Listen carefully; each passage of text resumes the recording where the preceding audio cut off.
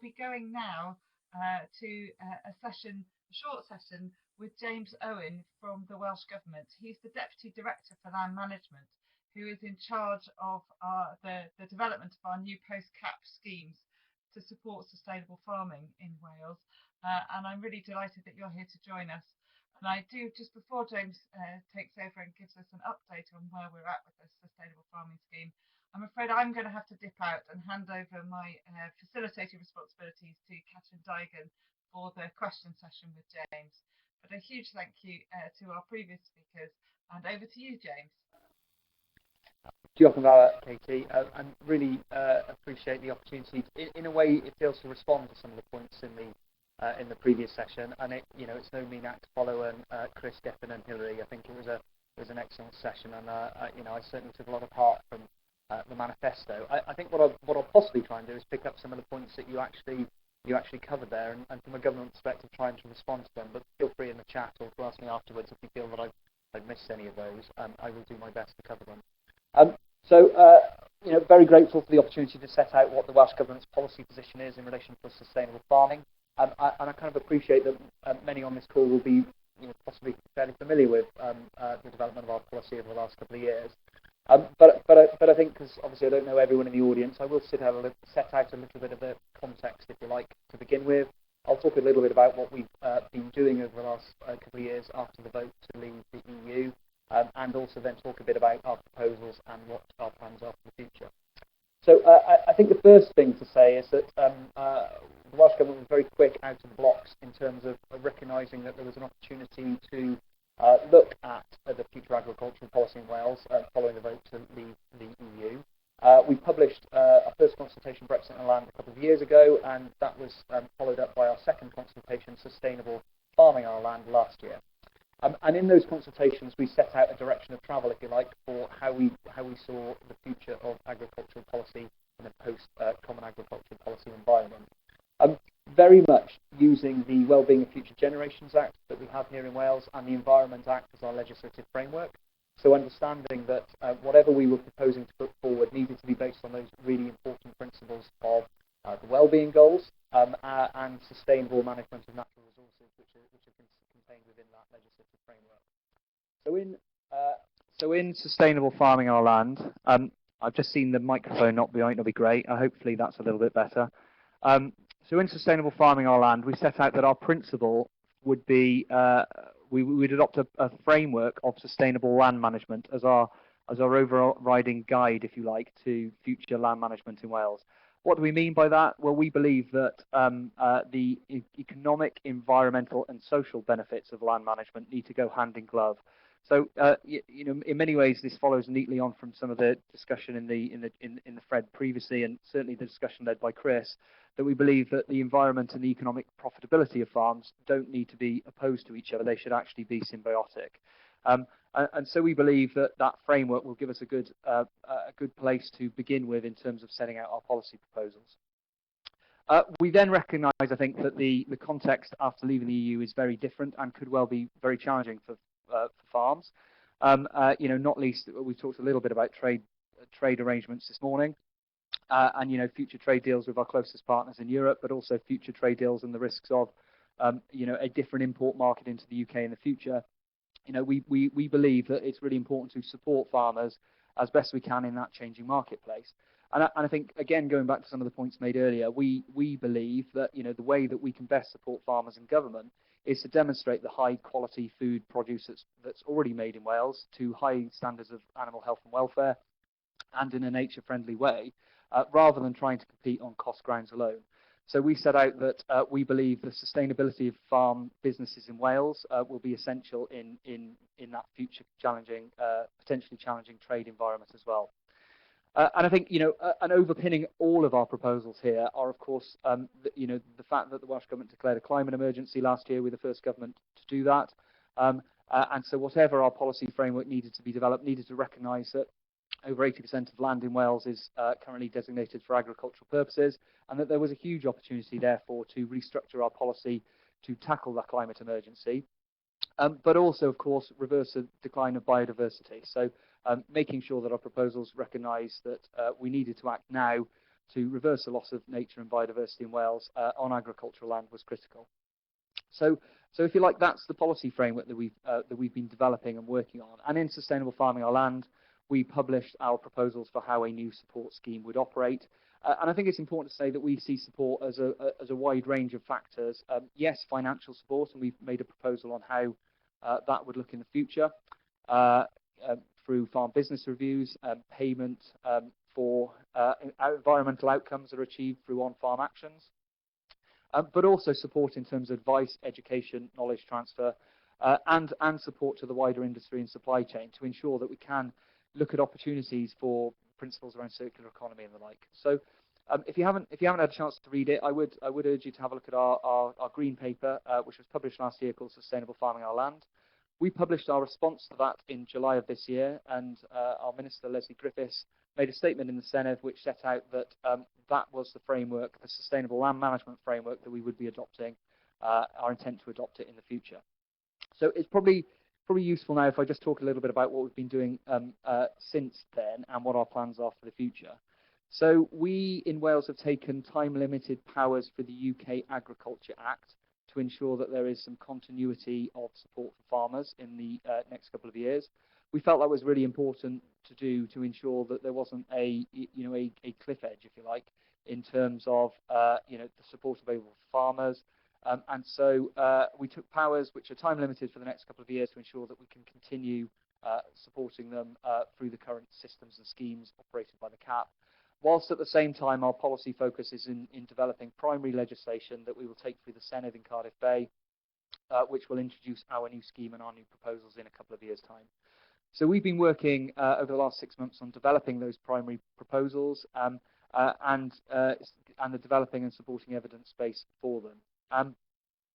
So we're working on a white paper at the moment. Our plan is to publish that white paper this Senedd term. We're hoping that it'll be published before Christmas, but there is a little bit of timing uncertainty around, not least around Brexit and trade deals that will play into that. But we will certainly be publishing our white paper either December or January of next year. We'll be consulting on the proposals in there, and I thought it'd be useful really to set out some of the kind of high-level structure, if you like, of that paper now, so that people are a little bit sighted on what to expect.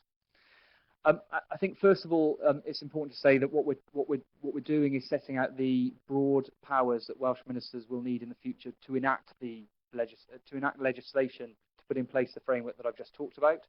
So whilst I know there will be a huge clamour for a lot of detail that will follow it, so precisely what actions are we asking farmers to undertake in exchange for what payments?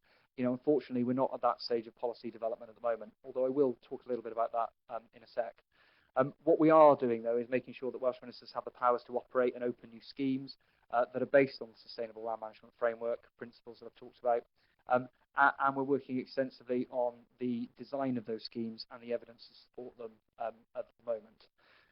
I'm just probably on that. I was really struck by Chris's point about the income foregone and the challenges of valuing the environmental outcomes that we're seeking.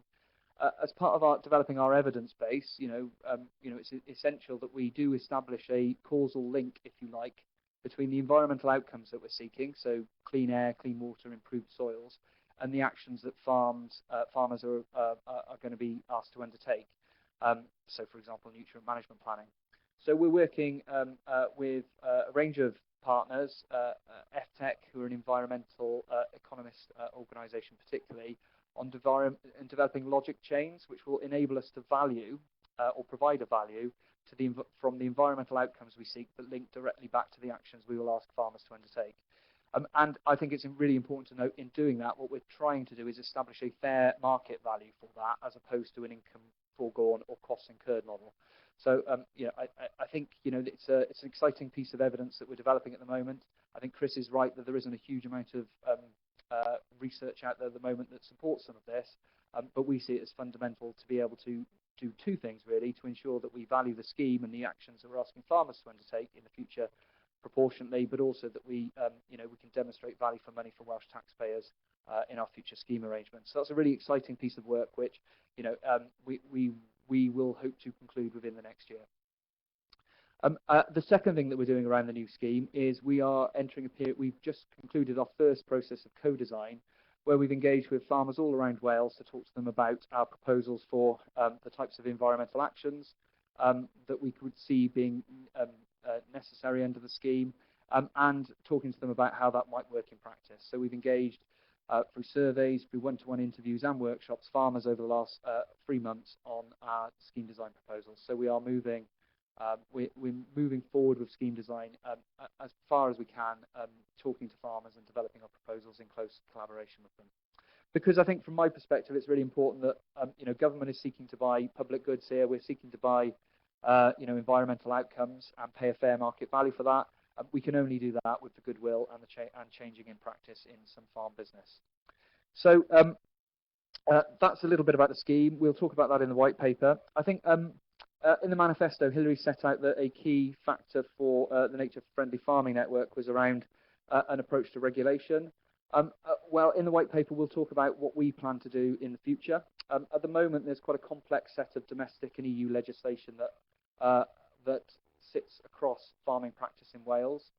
We're very clear that we should introduce a set of national minimum standards for agricultural practice in Wales, consolidating that legislation and simplifying it so that it's more understandable and more practical here in Wales. I think the important point to note there is that we believe that we need to separate out the scheme and the legislative framework that has operated under the Common Agricultural Policy into two distinct factors. Effectively, the standards that we'll be setting around regulation will apply to all farming practice, whether you're in a scheme or not, so it will be the law in Wales. As opposed to a scheme where we will be agreeing payments for public goods that are provided by farmers. So we see there's really important that there's a clear distinction between the two in the future, and that we move away from the cross-compliance complexity, if you like, that happened in the past. So in the white paper, we will set out our approach to developing our national minimum standards and also our approach to regulatory compliance. And we will set that out in the context of it being separate from the scheme. So, I think that's a really important step. And I would urge you, if you have a chance to have a look at the white paper when published in the next month or so, to read that and to provide some feedback on whether we've got the communication right, actually, because we recognise it's quite a complex thing that we're moving away from a system that people have become accustomed to over decades.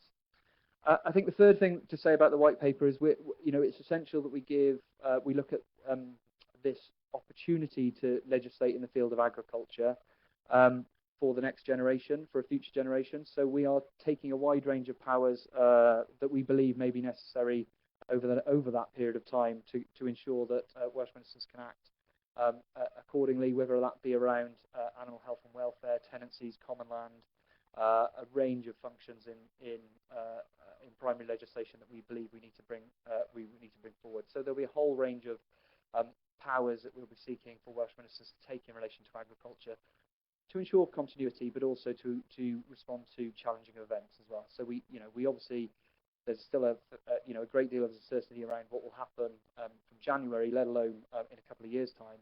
But I think we want to make sure that the legislation future-proofs, if you like, the opportunity for Welsh ministers to respond to events. So that's a little bit about what the white paper is going to contain. I'm conscious of time, so maybe if I just set out really what our next steps will be. So as I mentioned, we plan to publish the white paper before the Senedd elections, which will happen in May next year, and to consult on our proposals in that white paper. Really welcome engagement and feedback and any commentary that anyone would have on that. Thereafter, our plan is we intend to bring forward a bill into the Senedd in the first year after the election. So that's likely to be in around 2022. We'd introduce a bill to the Senedd, and we'd seek to get that enacted by 23. That is based on the proposals that I've just talked about, our requirements under our current legislative Wellbeing of Future Generations Act and Environment Act, but also enshrining, if you like, the sustainable land management principles that we've talked about here. In parallel to that, we will be consulting and developing our scheme so that we are really clear about what the ask will be of farmers and what the opportunity will be for them as well. And we'll be providing and publishing our evidence base in support of our proposals there as well. I mean, I think one of the things that struck me from the presentation earlier in all of this is the need for fundamental change in agricultural practice. And we're really conscious of the role that the government can play in supporting that. So whilst we are continuing with the legislative and policy work, we're really keen to do some work over the next couple of years in preparation for that all being in place with farmers so that we can prepare them for the changes that are likely. Much like Chris, we believe that there are significant private benefits that can be delivered through some of the approaches that we'll be advocating. So, these are benefits, including, the potential to reduce input costs on farm as a result of making some changes, potentially to look at either specialising in certain types of food production or indeed diversifying income to mitigate risk. We believe we've got a role to play in providing that business support, but also recognising that, we are changing what has been a custom practice in the Common Agricultural Policy for decades. So we really want to work with farmers over the next couple of years to prepare them for what the change will look like when we have the legislative framework in place, and then over a period of time to work with them to enact the change. So I think the challenge for us is managing all the various aspects of this. So from a government perspective, we have a bill to introduce. We have a policy to design, a framework to implement with a supporting evidence base. But I think the real opportunity and the real challenge is making sure that we take farmers with us and those in the agricultural sector with us, because ultimately we'll be looking to them to deliver the outcomes that we're seeking to provide. So thank you ever so much for listening. I'm more than happy to take questions. Thank you very much, James, for that very valuable update on the Sustainable Farm Scheme.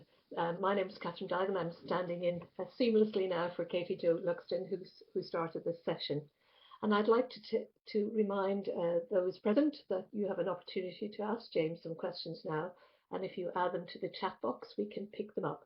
But I'd like to take this opportunity to start with some questions. And as I work for JNCC, I'm very interested in the UK perspective around agri-environment schemes. And I was wondering if you could give us a flavour for the sort of discussions that have taken place across the countries of the UK, because, you're more or less trying to do the same thing in different places. Yeah, and it's we have regular engagement with DEFRA particularly, but also, not least because of the nature of the border. Sorry, James, your sound has gone again. Sorry, that was my fault. So we have very regular engagement with DEFRA, as you'd probably expect, particularly given the nature of the border between England and Wales. But we also engage regularly with Northern Irish governments as well on the developing frameworks. We have put in place a policy framework that supports the development of Ireland. Sorry, James, I'm struggling with your sound again here. James, sorry, yeah. 1 second.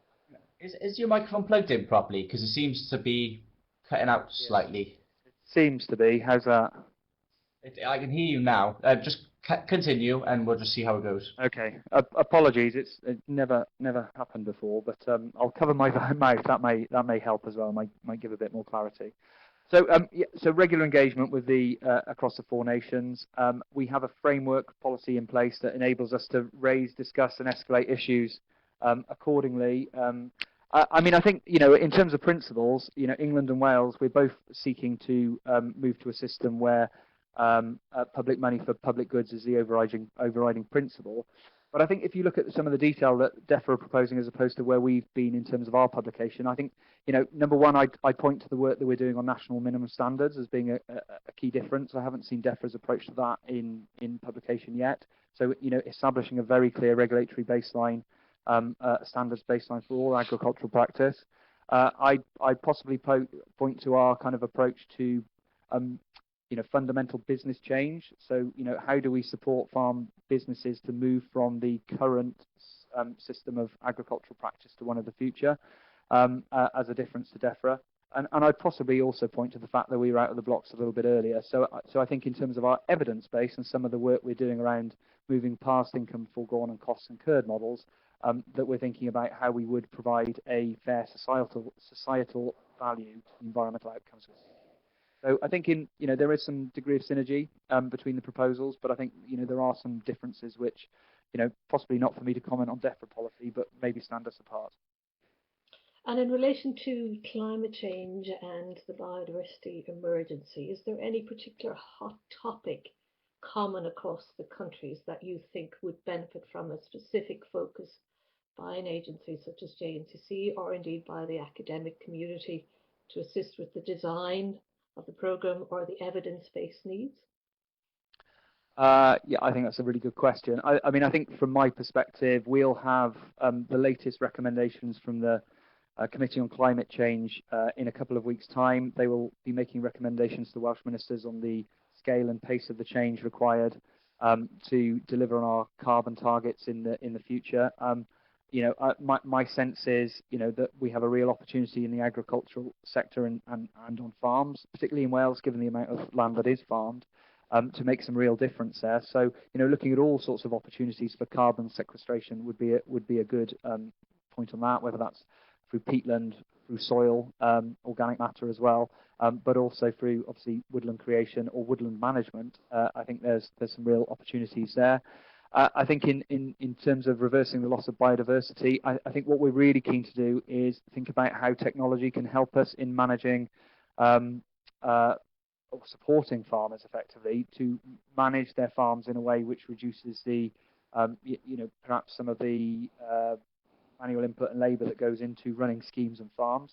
So are there ways of using data more effectively to benchmark, to share, to look at farm productivity and resilience, particularly with a lilt to supporting changing agricultural practice, which would then benefit nature. So I think there seems to me to be a huge opportunity in both of those areas, both in terms of carbon sequestration opportunities for that across the nation, but also in terms of how we use data effectively to provide a win to farmers, a win to government, but also a win to nature. Okay, thank you very much, James. Now we have a comment and a question from Lawrence Brooks, so I'll just try and read it out. I really support the overall direction shown in the consultations, but I have a real issue with there being only one proposal put forward throughout, with no significant revision on this over the 3-year period and several consultation stages. Indeed, the second draft was published before the Biodiversity Committee had put forward their report as part of the first round. I hope the new round includes more genuine, and I have to scroll down a bit here. I think it's cut off for me there. So, but I think more genuine co-design. Yeah. Sorry. Yeah, no, I can understand. Yeah, no, thank you, and thanks for the question, Lawrence. Look, I can understand the frustration that rightly people want to see the detail of what we're proposing here in terms of the scheme, in terms of precisely how it will work, the evidence that will support it. And ultimately, if I was a farmer, I'd want to know what am I going to be needing to do in the future, and what's the likely support that I'm going to get from government, both in terms of advice, information, knowledge transfer, but also in terms of financial revenue. I have to be very honest that, we are a small policy team of 15 people in the organisation. We need to do certain things to give, a framework and a platform for this scheme to be operational. We have to bring forward a piece of legislation in the Senate, which is no mean feat. We have to maintain continuity in the interim, which again has been no mean feat given the levels of uncertainty we've faced, and not least the challenges of this year. But within that context, I think we are moving forward with sharing our proposals on scheme design. As I mentioned, we had a process of co-design with farmers earlier in the year. 1,900 farmers in Wales completed a survey. We had a couple of hundred one-to-one interviews with farmers, and that was followed up with workshops which were attended by about 120 farmers in Wales, where we shared, if you like, the proposals for the mandatory actions that we're seeking on the scheme, which include things like habitat management, nutrient planning, animal health and welfare, business support and advice, where we could share and discuss those proposals in a kind of productive way and gain feedback, live feedback, if you like, from farmers on how they would see them operating in farm. I think what we propose to do is once the white paper is published and once the consultation process is closed, and of course once the Senedd elections, which are due to take place in May next year, have completed, we will be able to go out and consult and design more thoroughly in terms of scheme design. But at this stage, we're still in the process of designing our evidence base and putting the underlying legislation in. Thank you very much, James. Please, participants, add some more questions to the chat box. I will start with another one, please, James. So Chris Clark made some interesting observations around the whole concept of natural capital. Um, and I know that's a very prominent sort of policy concept in the UK. I was wondering if you could give us your perspective on the use of natural capital within Welsh Government. Yeah, so I mean, I think we largely agree with Chris's assessment. That we see that there are huge opportunities for farmers. Not least from a business sense, to be looking at different solutions to current agricultural practice, because there are opportunities to reduce their costs, to to shout from the rooftops, as Gethin talked about, I think, in terms of the quality of the food that they're producing and the impact it has on the environment. Um, and also, I think to be able to evidence that the real difference it's making from a nature perspective. And very struck by the manifesto, number 6 manifesto commitment of educating and supporting people's understanding of food systems and where food comes onto a plate from. So, I think we're very much in accord with the opportunity there. As I mentioned, I think the really interesting piece of work that we're engaged on at the moment is trying to create a logic chain between the on-farm actions that we'll be asking farmers to undertake and the environmental outcomes that we're seeking to deliver, which will include, outcomes around reversing biodiversity in Wales. And then I think the opportunity for us to put a value on some of those actions and to reward fairly the actions that farmers undertake, recognising the significant outcomes that they can deliver for the people of Wales, whether that be environmental or indeed health, actually, when you're talking about we think is a really exciting piece of work, which once we've got the evidence base developed, will help us articulate very clearly the difference that Welsh farming can make, and those nature and the natural capital, the value of natural capital, if you like, not just from a private goods perspective, but also from delivering those public goods. Okay, and one more quick question. I'm hoping there's a quick answer for it too.